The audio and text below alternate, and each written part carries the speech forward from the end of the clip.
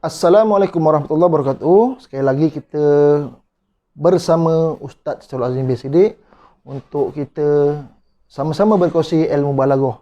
Ilmu yang orang kata susah ataupun rumit. Jadi kita nak mudah, kita nak jelaskan kepada semua betapa mudah dan senang sebenarnya ilmu balaghah ni. Jadi untuk kali ini kita akan kongsikan tentang salah satu cabang ilmu balaghah iaitu ilmu al-ma'ani. Ilmu al-ma'ani ni ialah ilmu makna. Ilmu yang berkaitan makna. Bagaimana menyampaikan makna ataupun maksud supaya sesuai, sepadan, bertepatan dengan keadaan, situasi atau pendengar. Orang kata ilmu ma'ani ni macam orang yang bercakap penutur ni seperti doktor. Doktor ni kena tahu, kena cek pesakit dia, kemudian bagi ubat yang tepat, yang sesuai, ikut dos. Jadi sama juga seorang penutur yang bagus ini, dia akan kenal audien dia, orang yang menerima ucapan dia, dan diberikan kata-kata ini yang sesuai, panjang pendek dia, maknanya dan sebagainya. Jadi dalam ilmu makna ni antara perkara yang dipelajari, yang akan dipelajari oleh mereka yang belajar ilmu al-ma'ani dan balaghah ini ialah macam mana panjang pendek satu ayat itu. Ada ilmu al-ijaz. Jadi barangkali kalau bertutur dengan orang yang cerdik, kita perlukan ayat yang ringkas.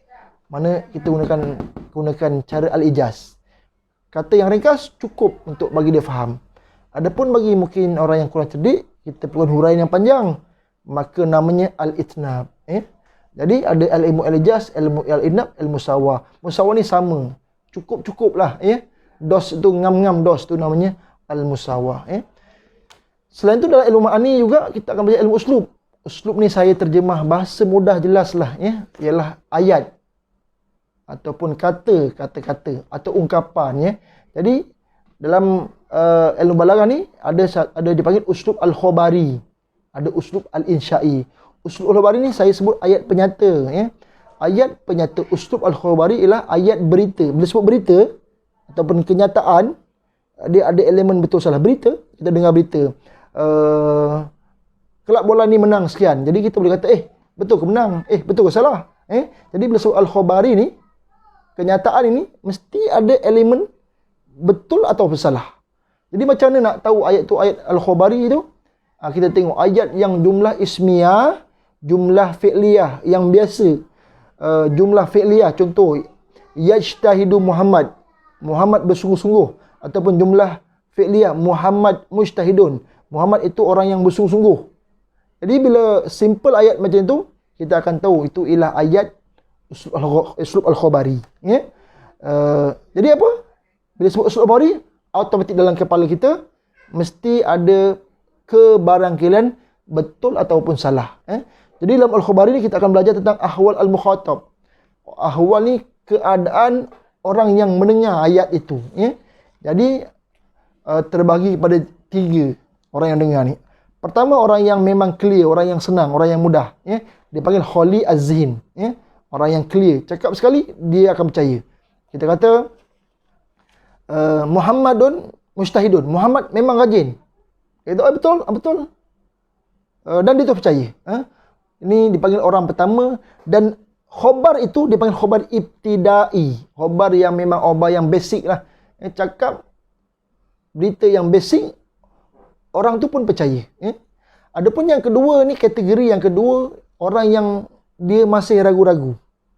Ya ke? Betul ke Muhammad tu rajin? Dia kata Muhammad mujtahidun, betul ke Muhammad tu rajin? Mungkin tak rajin, mungkin rajin.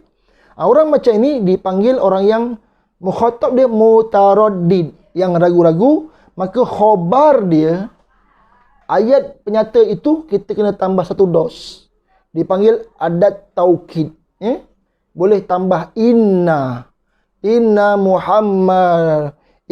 Muhammadah mujtahidun.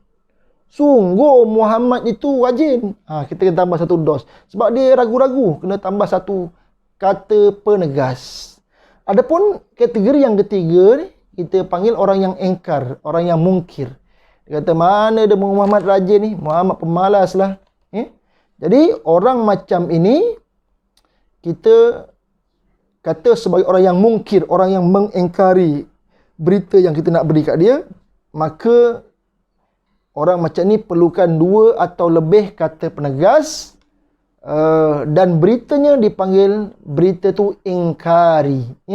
Maka kita tambah 2. Contoh tadi kan, Muhammad mujtahidun, kita tak cukup 1 dos, kita tambah 2 dos.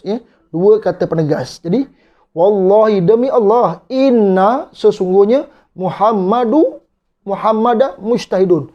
Wallah, demi Allah, sungguh Muhammad tu rajin. Nampak? Jadi ahwal mukhatab ada 3. Khalid Az-Zini yang mudah terus terima, tanpa kata-kata penegas. Atau yang kedua dipanggil, kita panggil tadi apa tadi? Yang mutaraddid, yang ragu-ragu, kita bagi 1 dos kata penegas. Ataupun kita panggil yang mungkir tadi kan, yang perlu 2 atau lebih kata penegas. Khabarnya pun kalau yang tak perlu langsung kata penegas, cakap terus dia orang percaya. Muhammadu mujtahidun, kita panggil ibtidai, basic khabar, ayat yang basic, ayat penyata yang basic. Kalau yang perlu ayat itu perlu 1 kata penegas, wallahi Muhammad mujtahidun, nama khabar tu khabar tolabi. Tolabi ni perlu 1 dos, 1 kata penegas. Tapi kalau yang khabar ingkari, khabar yang ditolak, perlu 2 atau lebih kata penegas. Ini bab khabari. Kita akan belajar macam mana makna tu perlu disampaikan kepada pendengar itu dan keadaan-keadaannya. Ini belajar dalam tajuk usul al-khabari. Uslub yang kedua, ayat yang kedua dipanggil usul al-insya'i. Senang lawan kepada khabari. Ayat penyata, yang ni bukan ayat penyata. Ayat yang ada elemen-elemen tambahan. Contoh kita tanya, kata tanya, istifham. Kam umruka, berapa umur kamu? Dia bukan ayat penyata, ayat nak bagi tahu apa, ayat berita apa, tak ada tanya, cuma ayat nak tanya. Ataupun kita tanya, uskud, tolong diam. Diam bukannya ada betul salah, dia bukannya satu penyataan, satu berita, ayat kenyataan. Jadi insya ini senang lawannya. Dan dalam insya ini dia banyak. Insya ini terbagi kepada 2, iaitu at-talabi, ghairu at-talabi. Insya'i at-talabi, al-insya'i ghairu at-talabi. Kita baca dulu al-insya'i ghairu at-talabi. Talabi ni maksudnya tuntut, minta. Ayat bukan penyata yang tak ada elemen minta. Yang talabi, ayat penyata talabi yang ada minta. Macam mana nak tengok kan? Cuba kita tengok. Kita baliklah ke talabi dulu. Talabi ni dia terbagi pada 5. Orang talabi pun yang masyhurnya 5. Istifham, ayat tanya, kata tanya. Kedua, nafi, nahi, ayat larangan, jangan. Yang ketiga, tamani, ayat impian yang mustahil tercapai. Yang keempat, al-amru, ayat suruh, kata perintah. Yang kelima, nida, kata seru. Cuba kita tanya, tengok ayat ni, at-talabi, ada talabi, ada minta. Istifham, minta apa? Minta nak tahu keadaan. Kita tanya kan, kaifa haluka, macam mana keadaan kamu? Kan ayat nak minta tanya macam mana keadaan, baik ke tak baik? Kan? Yang kedua, nahi, larang. La takzib, jangan tipu. Maknanya minta jangan buat. Kalau contohnya tamani, kan? Tamani, iaitu impian. Minta sesuatu yang diharap, tapi mustahil. Sebab tamani ialah harapan yang tidak mungkin untuk dicapai. Amar, minta buat. Contohnya apa? Ijlis, duduk. Minta duduk. Yang kelima, nida. Nida ni dipanggil tolab iqbal, minta datang. Kita panggil ya, guna istilahnya ya. Ya Muhammad, Mat datanglah sini. Minta dipanggil, minta diseru. Jadi tolab ini ada elemen, iaitu ada tolab, ada minta sesuatu. Adapun yang ghairu tolabi, iaitu madih, puji-pujian. Keluarnya ni'mah. Ni'mah as-sadiq al-amin. Sebaik-baik kawan adalah yang amanah. Ada tak minta? Tak ada minta. Mana sebaik-baik kawan orang yang amanah? Tak ada elemen minta dalam ayat itu. at-taraji, harapan. La'allakum tuflihun, mudah-mudahan kamu berjaya. Yang ketiga, al-qasam, wallahi, sumpah. Mana ada elemen minta. Azam, bi'sa, lawan kepada al-madah. Ya? Bi'sa sodiq, al-kadhib, seburuk-buruk kawan yang suka tipu kan. Ataupun bi'sa al-adu, al-yahudi, seburuk-buruk musuh adalah Yahudi. Yang terakhir at-ta'ajjub, ma ajmal sama, alangkah indahnya langit. Jadi kelima-lima cara ghairu talabi ini dia tidak ada elemen minta, jadi sebab itu dipanggil ghairu talabi, yang tak ada tolak, yang tak ada minta. Jadi ni nak beza, Jadi biasanya tentu pelajar dah masyhur, dah pernah dengar guru-guru mengajar. Untuk tolabi ni kata clue dia intan kan, intan. Istifham, nafi, tamani, amar dan nida. Untuk ghairu tolabi ni MTQ zon tengah, madah, taraji, qasam, zam dan ta'ajjub, inilah dia ilmu ma'ani. Tetapi untuk yang lebih tinggi, untuk pelajar STAM dan untuk pelajar STP, mereka ada lagi tambahan. Selain tambahan tajuk al-ijaz, idnab, musawwar dan uslub yang macam saya terang ini, ada lagi tajuk lain ilmu ma'ani. Jadi sebenarnya bukan ini saja ilmu ma'ani, ada ramai lagi, ada banyak lagi, tapi saya tak terang. Dan yang kedua, sebenarnya dalam ilmu balaghah ni, makni balaghah ni, yang banyak diterangkan ialah dalam tajuk tolabi. Jarang terang tentang ghairu tolabi.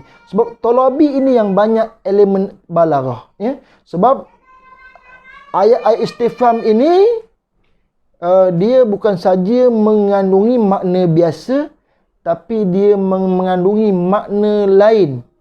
Dia bukan saja mengandungi makna biasa yang tersurat, yang nampak, tetapi dia ada makna-makna yang tersirat, makna yang majazi, yang tak nampak. Contohlah, saya bagi mudah sebelum kita habiskan video ni. Jadi contoh contoh tanya al-amar kan, amar suruh kan. Suruh ni biasanya kita minta orang suruh buat kan. Contohlah kita suruh duduk, kita minta dia duduk. Tapi sekarang ni kita suruh nampak budak itu dia degil kan. Dia degil, dia nak naik panjat pokok. Kita kata, panjat, panjat. Walaupun suruhan itu, ayat itu ayat suruh, panjat. Tetapi dia ada makna, bukan makna suruh. Sebenarnya ada makna lain. Takkan nak suruh panjat lagi naik tinggi. Ataupun kalau kita tanya kan, istifham, ayat-ayat tanya kan. Kalau kita tanya berapa umur kamu, itu ayat biasa kan. Tapi kalau kita tanya berapa ramai hari ni remaja yang mengandung luar nikah, ayat ni bukan ayat tanya. Mungkin ayat-ayat kata istifham, ayat tanya, tetapi makna-makna yang lain. Makna saya bukan tanya, saya bukan nak tanya berapa ramai orang yang anak luar nikah. Saya nak tanya betapa takjub peliknya saya, ramai sekali anak luar nikah. Jadi inilah antara ilmu al-ma'ani. Barangkali dengan pendengaran podcast ini dapat memberi sedikit gambaran kepada anda yang ingin menguasai subjek balaghah, khususnya ilmu al-ma'ani. Terima kasih. Jumpa lagi. Assalamualaikum warahmatullahi wabarakatuh.